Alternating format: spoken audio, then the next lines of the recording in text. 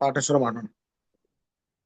ನಾರಾಯಣಂ ನಿಖಿಲ ಪೂರ್ಣ ಗುಣೈಕ ದೇಹಂ ನಿರ್ದೋಷಮಾಪ್ಯಕೀಸುವಾಕ್ಯೈಃ ಅಸ್ಯೋದ್ಭವಾದಿದಮಶೇಷ ವಿಶೇಷತೋಪಿ ವಂದ್ಯಂ ಸದಾ ಪ್ರಿಯತಮಂ ಸಂನಮಾಮಿ.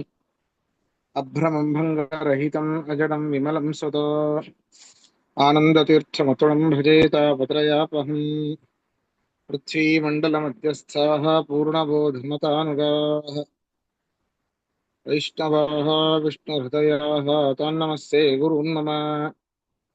ನಮಃ ಶ್ರೀಪಾದರಾಜಾಯ ನಮಸ್ತೆ ವ್ಯಾಸಯೋಗಿನೇ ನಮಃ ಪುರಂದರಾರ್ಯಾಯ ವಿದ್ಯಾರ್ಯಾಯ ತೇ ನಮಃ. ಜಲಜ್ಯೇಷ್ಠನಿಭಾಕಾರಂ ಜಗದೀಶಪದಾಶ್ರಯಂ ಜಗತೀತಲವಿಖ್ಯಾತಂ ಜಗನ್ನಾಥಗುರುಂ ಭಜೆ. ತಪಸ್ವಾಧ್ಯಾಯ ಶುಶ್ರೂಷಾ ಕೃಷ್ಣಪೂಜಾರತಂ ಮುನಿಂ ವಿಶ್ವೇಶಂ ಇಷ್ಟದಂ ವಂದೇ ಪರಿವ್ರಾಟ್ ಚಕ್ರವರ್ತಿನಂ. ಶ್ರೀ ಗುರುಭ್ಯೋ ನಮಃ. ಹರಿ ಓಂ.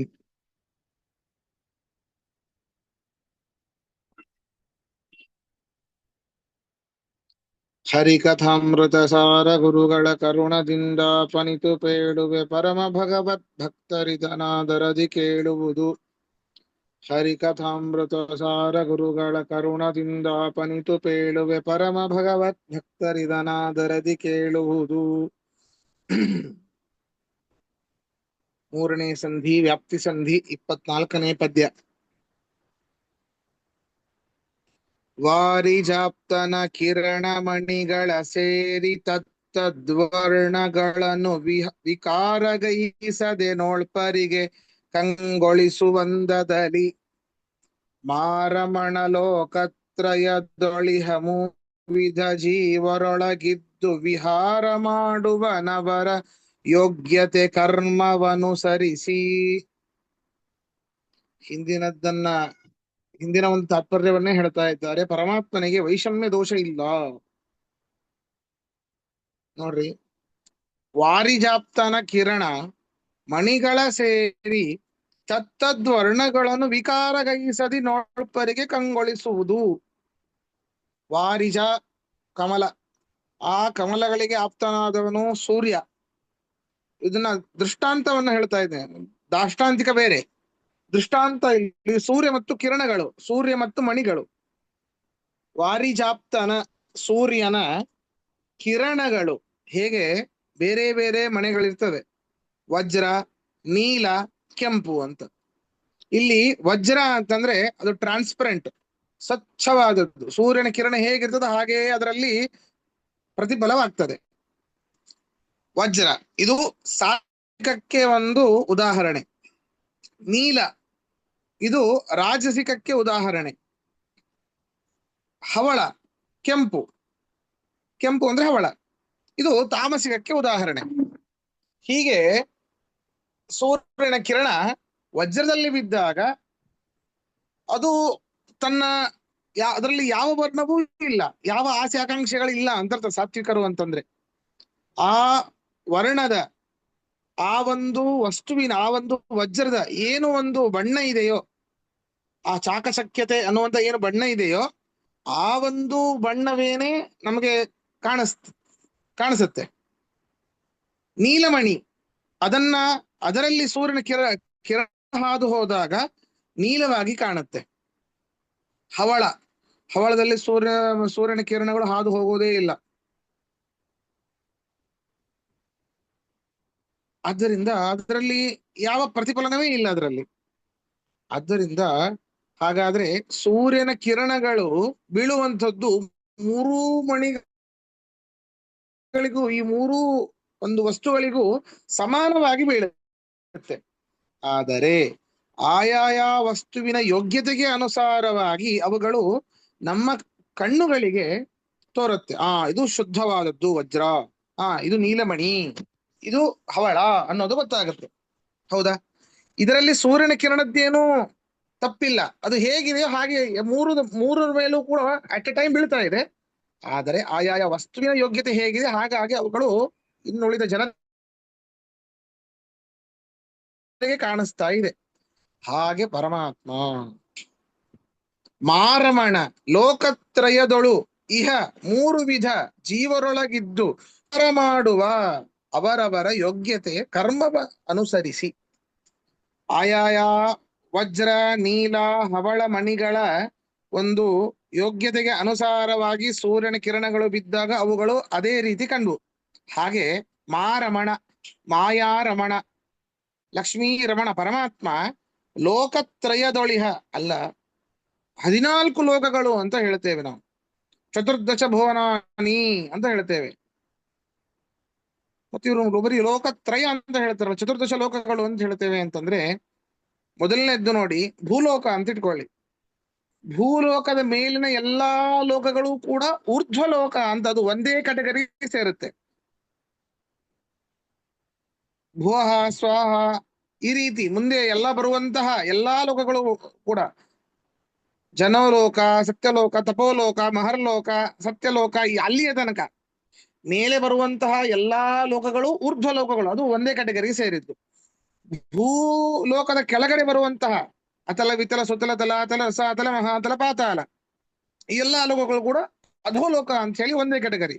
ಹಾಗಾದ್ರೆ ಊರ್ಧ್ವಲೋಕ, ಭೂಲೋಕ, ಅಧೋಲೋಕ ಅಂತ ಈ ಎಲ್ಲಾ ಸೇರಿ ಟೋಟಲಿ ಬಿಡಿಸಿ ಹೇಳಿದ್ರೆ 14 ಲೋಕ. ಊರ್ಧ್ವಲೋಕ ಅಧೋಲೋಕ ಅಂತ ಹೇಳಿ ಕ್ಯಾಟಗರಿ ಮಾಡಿದ್ರೆ 3 ಲೋಕ. ಈ ರೀತಿ ಆ ಮಾರಮಣ ಮಾಯಾರಮಣ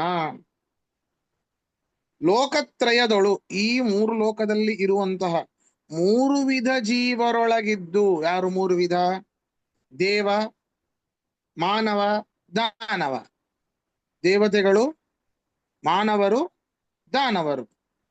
ಇಂತಹ 3 ವಿಧವಾದ ಜೀವರೊಳಗೆ ಇದ್ದುಕೊಂಡು ವಿಹಾರ ಮಾಡುವ ಅವನು ವಿಹಾರ ಮಾಡ್ತಾನೆ. ಹೇಗೆ?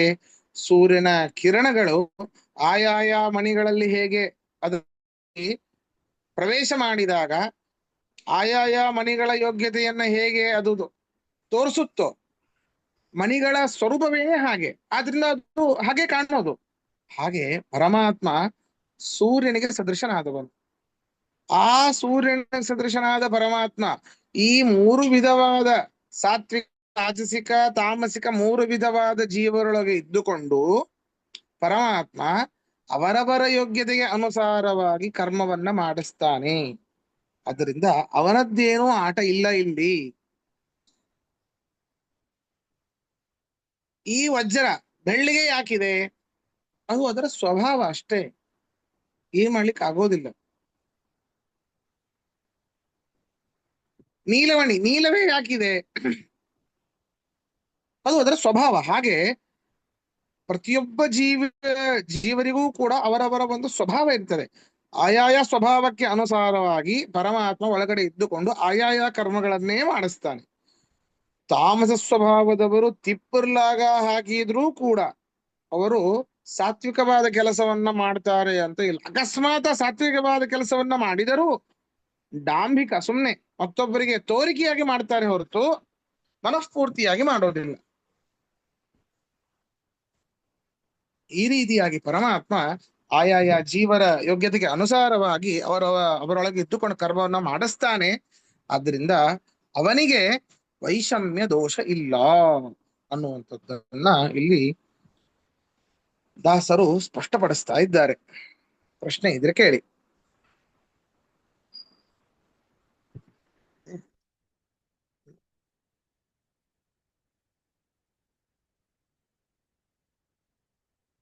ಉದಾಹರಣೆ ಮಾತ್ರ ಬೇರೆ, ಆದ್ರೆ ಅರ್ಥ ಒಂದೇ, ಎರಡು ಒಂದೇ ಅರ್ಥ ಆಯ್ತು. ಎರಡು ಈ ಪದ್ಯ ಹಿಂದಿನ ಪದ್ಯ ಅಲ್ಲ. ಹೌದು, ಎಲ್ಲರೂ ಒಂದೇ ಅಂತ ಹೇಳುದು ಆಯ್ತು.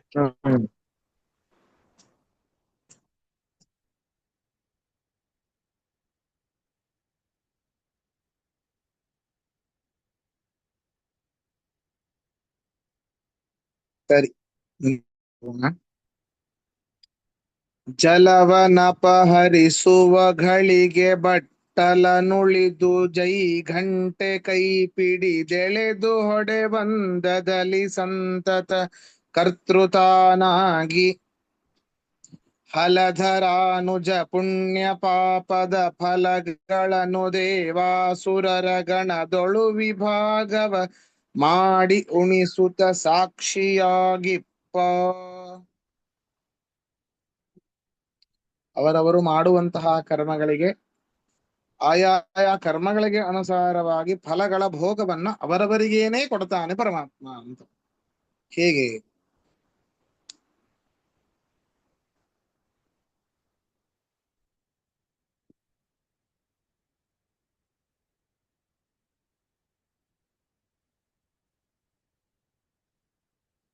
ಒಂದು ದೊಡ್ಡ ಪಾತ್ರೆ ಇದೆ ಅಂತ, ಆ ಪಾತ್ರೆ ತುಂಬಾ ನೀರು, ಪಾತ್ರೆ ತುಂಬಾ ನೀರು. ದೊಡ್ಡ ಪಾತ್ರೆ, ಒಂದು ದೊಡ್ಡ ಕೊಡ ಅಂತ ತಿಳ್ಕೊರಿ. ಕೊಡ ಅದ, ಅದ್ರೊಳಗೆ ತುಂಬಾ ನೀರದ, ಕೈಯಲ್ಲಿ ಒಂದು ಸಣ್ಣ ಬಟ್ಲ ಅದ. ಆ ಕೊಡದಲ್ಲಿ ಇರುವಂತಹ ಸಂಪೂರ್ಣ ನೀರು ಈ ಬಟ್ಟದಲ್ಲಿ ಹಿಡಿಸೋದಿಲ್ಲ. ಈ ಬಟ್ಟಲ ಯೋಗ್ಯತೆ ಎಷ್ಟೋ ಅಷ್ಟೇ ನೀರನ್ನ ಹಿಡಿಯಬಲ್ಲಂತಹ ಯೋಗ್ಯತೆ ಈ ಬಟ್ಟಲಿಗೆ. ಆದರೆ ಏನ್ ಮಾಡೋದು? ಇರೋದೇ ಇಷ್ಟು ಬಟ್ಟಲ, ಸಂಪೂರ್ಣ ಆ ಕೊಡದಲ್ಲಿರುವಂತಹ ನೀರನ್ನ ಹಿಡಿಲಿಕ್ಕೆ ಆಗೋದಿಲ್ಲ ಬಟ್ಟಲಿಗೆ. ಆದರೆ ಈ ಬಟ್ಟಲಿಗೆ ಒಂದು ಸಣ್ಣ ತೂತಿದೆ, ನೀರ ಅದರ ಯೋಗ್ಯತೆ ಎಷ್ಟಿದೆಯೋ ಅಷ್ಟು ನೀರನ್ನು ಹಿಡಿಯುವಷ್ಟು ಯೋಗ್ಯತೆ ಆ ಬಟ್ಟಲಿಗೆ ಇಲ್ಲ. ಯಾಕೆ? ನೀರು ಸೋರ್ ಹೋಗ್ತಾ ಇದೆ.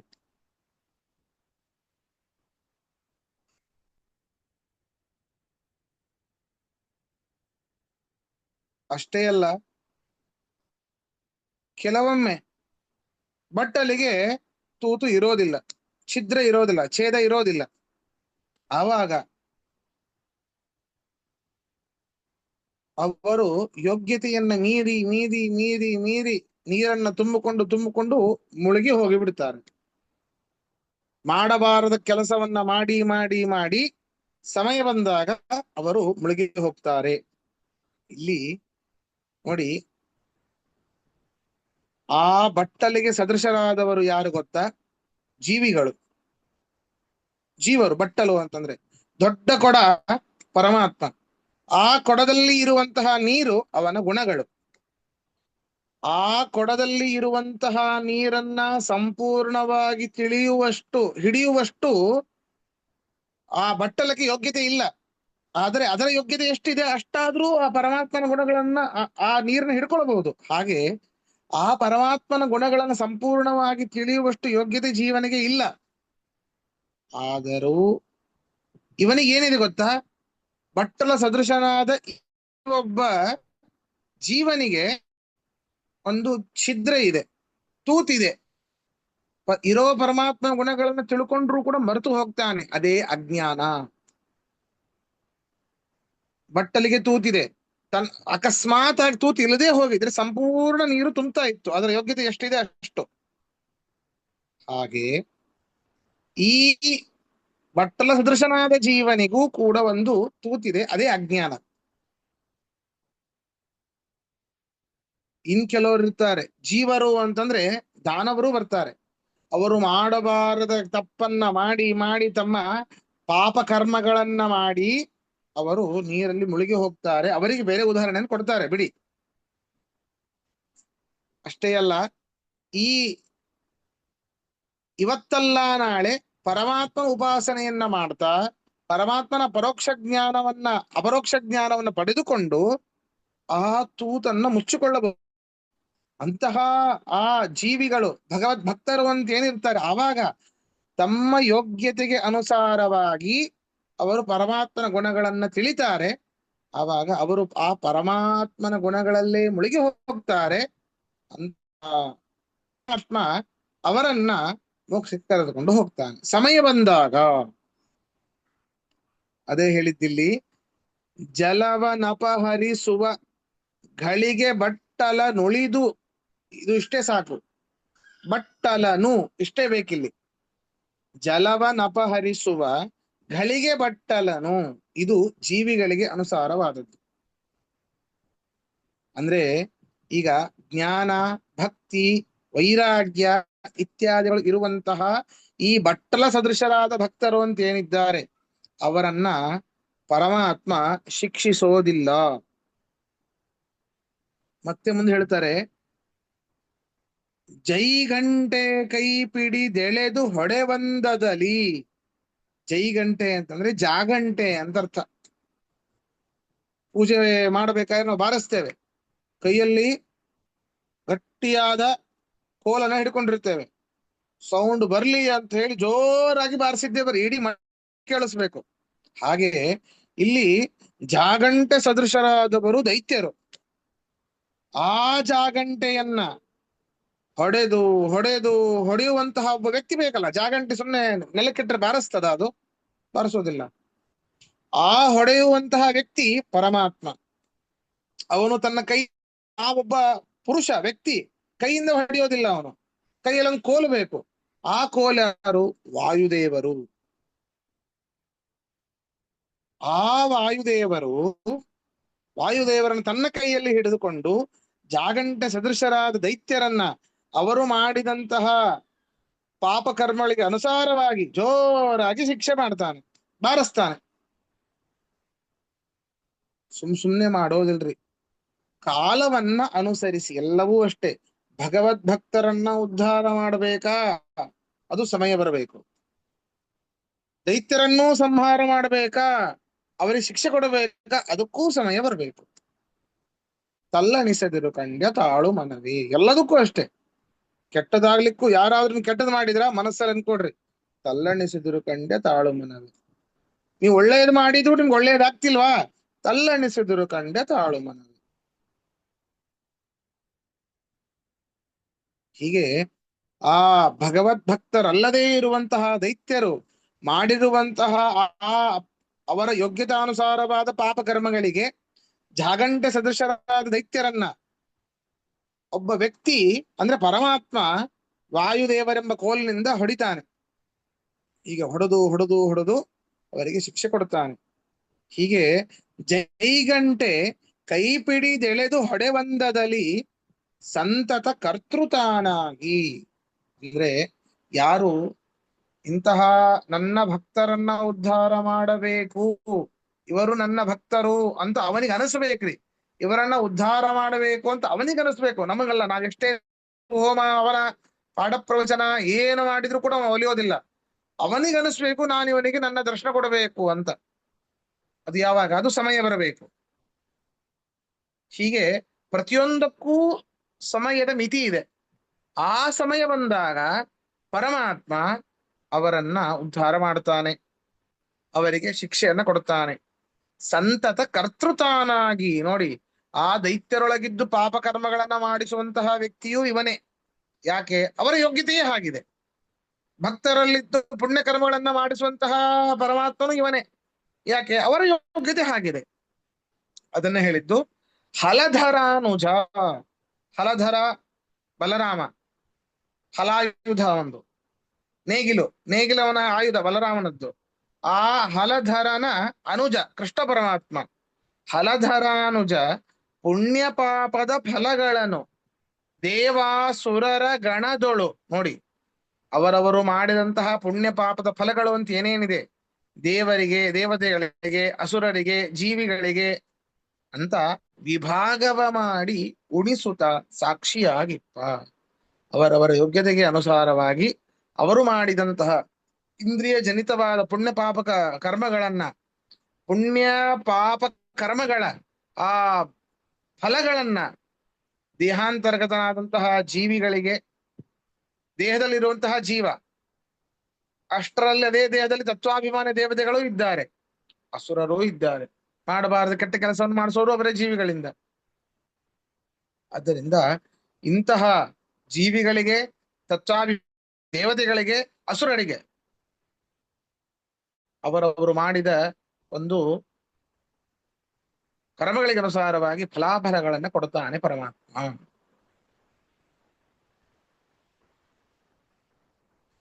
ಹೀಗೆ ಅವನೇ ಸಾಕ್ಷಿಯಾಗಿ ಇದ್ದಾನೆ ಅಂತ ಇದರಲ್ಲಿ ಹೇಳ್ತಾ ಇದ್ದಾರೆ. ಪ್ರಶ್ನೆ ಇದ್ರೆ ಕೇಳಿ.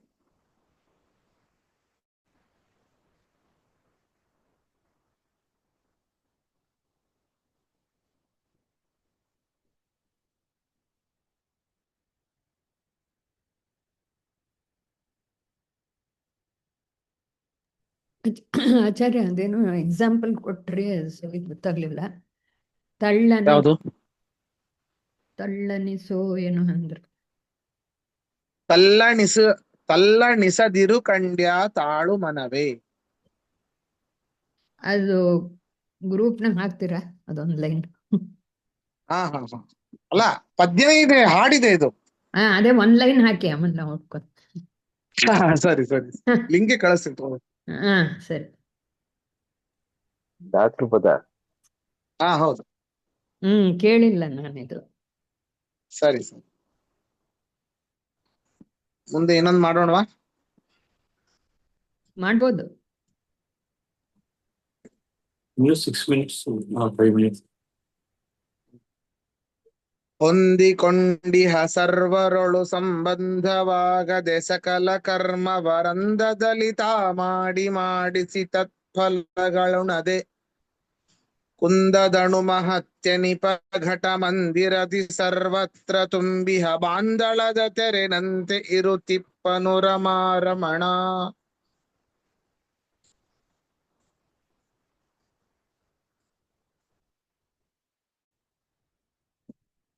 ನೋಡಿ, ಆಯ್ತು ಅಲ್ಲರಿ, ಇಷ್ಟೆಲ್ಲ ಹೇಳ್ತಿದ್ದೀರಿ.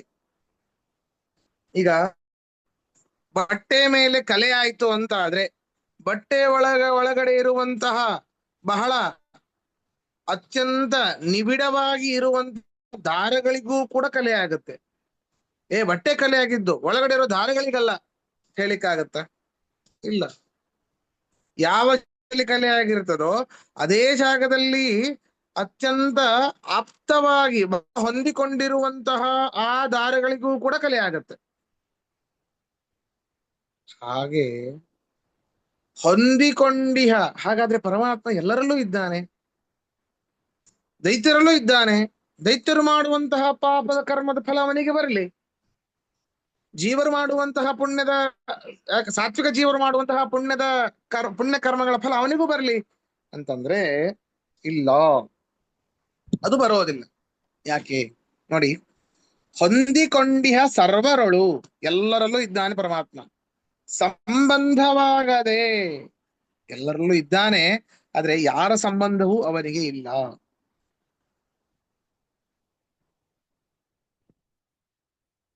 ಸಕಲ ಕರ್ಮವ ರಂಧದಲ್ಲಿ ತಾ ಮಾಡಿಸಿ ತತ್ಫಲಗಳುಣದೆ.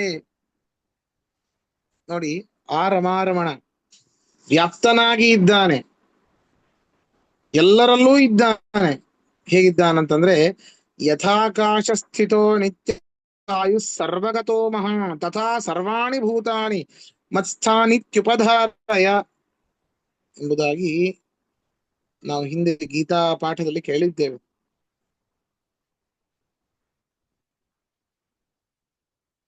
ಅಂದ್ರೆ ನೋಡಿ, ಈಗ ಒಂದು ಮಡಿಕೆ ಇದೆ. ಆಕಾಶ ಅಂದ್ರೇನು? ಸ್ಪೇಸ್, ಸ್ಥಳ ಅಂತರ್ಥ. ಆಕಾಶ ಅಂದ್ರೆ ಸ್ಥಳ. ಒಂದು ಮಡಿಕೆ ಇದೆ, ಮಣ್ಣಿನ ಮಡಿಕೆ, ಅದ್ರ ಒಳಗಡೆ ಸ್ಥಳ ಇದೆ. ಇನ್ನು ಕೋಲು ತಗೊಂಡು ಮಡಿಕೆಗೆ ಹೊಡೆದ್ರೆ ಆಕಾಶಕ್ಕೆ ಏನಾದ್ರೂ ಆಗತ್ತಾ? ಅಂದ್ರೆ ಒಳಗಡೆ ಇರೋ ಜಾಗಕ್ಕೆ ಏನಾದ್ರೂ ಆಗತ್ತಾ? ಇಲ್ಲ. ಬರೀ ಆ ಮಡಿಕೆ ಹೊರತು ಒಳಗಡೆ ಇರೋ ಆಕಾಶಕ್ಕೆ ಯಾವ ಛೇದ ಭೇದಾದಿಗಳೆಲ್ಲ ಇಲ್ಲ. ಅದರಂತೆ ಪರಮಾತ್ಮ ಬರೀ ಜೀವ ಮಾಡುವಂತಹ ಕರ್ಮಗಳನ್ನ, ಅಂದ್ರೆ ಜೀವರದು ಎಲ್ಲರೂ ದೇವತೆಗಳೂ ಜೀವರೇ, ಮಾನವರೂ ಜೀವರೇ, ದಾನವರೂ ಜೀವರೇ.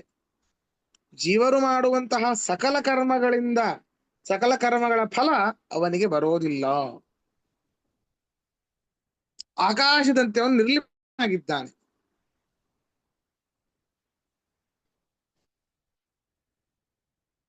ಆ ರೀತಿ ಪರಮಾತ್ಮ ತತ್ಫಲಗಳುಣದೆ, ಅವರ ಒಳಗಡೆ ನಿಂತು ಸಕಲ ಕರ್ಮಗಳನ್ನ ತಾನೇ ಮಾಡ್ತಾನೆ, ಮಾಡಿಸ್ತಾನೆ. ಆದ್ರೆ ಆಯಾಯ ಫಲಗಳನ್ನ ಪರಮಾತ್ಮ ಉಣ್ಣೋದಿಲ್ಲ.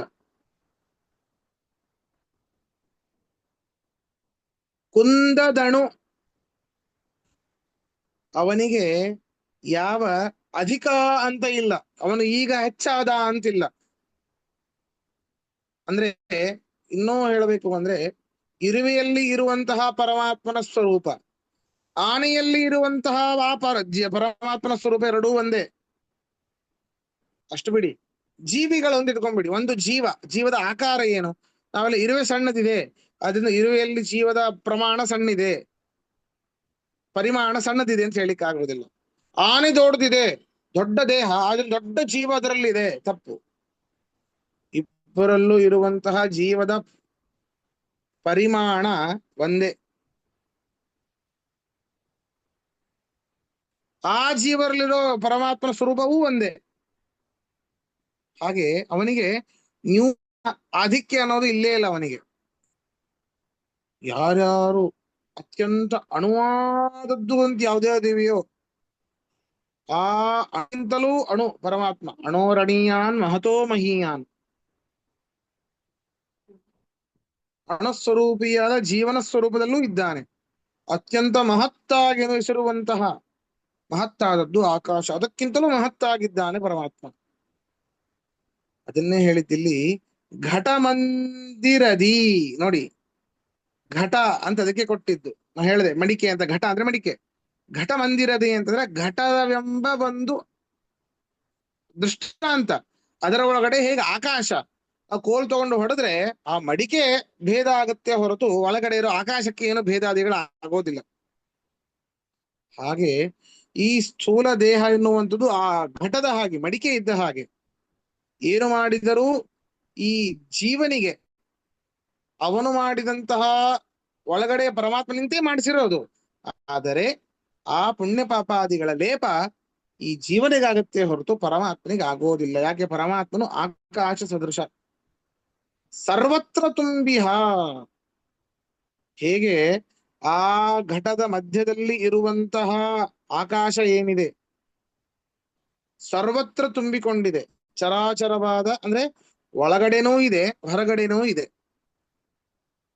ಬಾಂದಳದ ತೆರೆನಂತೆ. ಬಾಂದಳದ ತರ. ಬಾಂದಳ ಅಂತಂದ್ರೆ ಬಾನು. ಬಾನು ಅಂದ್ರೆ ಆಕಾಶ.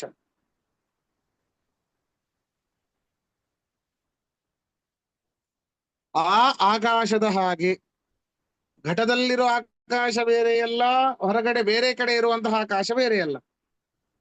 ಸರ್ವತ್ರ ವ್ಯಾಪ್ತನಾದವನು ಪರಮಾತ್ಮ ಒಬ್ಬನೇ. ಆದರೆ ಭಿನ್ನವಾದ ದೇಶಗಳಿದೆ ಹೊರತು ಒಳಗಡೆ ಇರುವಂತಹ ಪರಮಾತ್ಮ ಬೇರೆಯಲ್ಲ. ಹಾಗೆ ಈಗ ಮಡಿಕೆಯಲ್ಲಿ ಸ್ಥಳ ಇದೆ, ಇನ್ನೊಂದು ಡಬ್ಬಿಯಲ್ಲಿ ಒಂದು ಖಾಲಿ ಸ್ಥಳ ಇದೆ. ಅವೆರಡೂ ಇರುವಂಥದ್ದು ಆಕಾಶವೇನೆ. ಇದು ಬೇರೆ ಆಕಾಶ, ಅದು ಬೇರೆ ಆಕಾಶ ಅಂತಿಲ್ಲ. ಆದರೆ ಛೇದ ಭೇದಾದಿಗಳಾಗೋದು ಮಡಿಕೆಗೆ ಹೊರತು ಯಾವುದಕ್ಕಲ್ಲ, ಒಳಗಡೆ ಇರುವಂತ ಆಕಾಶಕ್ಕಲ್ಲ. ಹಾಗೆ ಜೀವರು, ಈ ಮಡಿಕೆಗೆ ಸದಸ್ಯರಾದ ಜೀವರು ಮಾಡಿದಂತಹ ಕರ್ಮಗಳಿಗೆ ಅನುಸಾರವಾಗಿ ಫಲಗಳನ್ನ ಆಯಾಯ ಜೀವರೇ ಉಣುತ್ತಾರೆ ಹೊರತು ಒಳಗಡೆ ಇರುವಂತಹ ಆಕಾಶ ಸದೃಶನಾದ ಪರಮಾತ್ಮನಿಗೆ ಅದರ ಲೇಪ ಇಲ್ಲ ಅಂತ ಹೇಳ್ತಾ ಇದ್ದಾರೆ. ಪ್ರಶ್ನೆ ಇದ್ರೆ ಕೇಳಿ.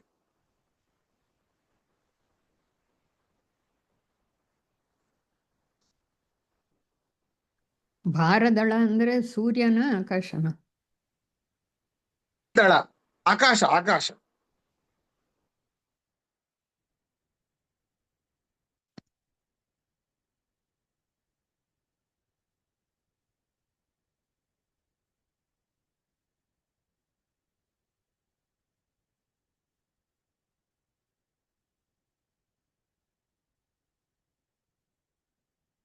ಸರಿ, ಹಾಗಾದ್ರೆ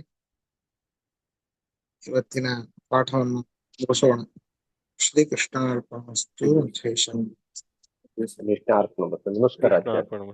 ಹರಿಯೇ ನಮಸ್ಕಾರ. ನಮಃ. ಧನ್ಯವಾದ. ಧನ್ಯವಾದ. ನಮಸ್ಕಾರ.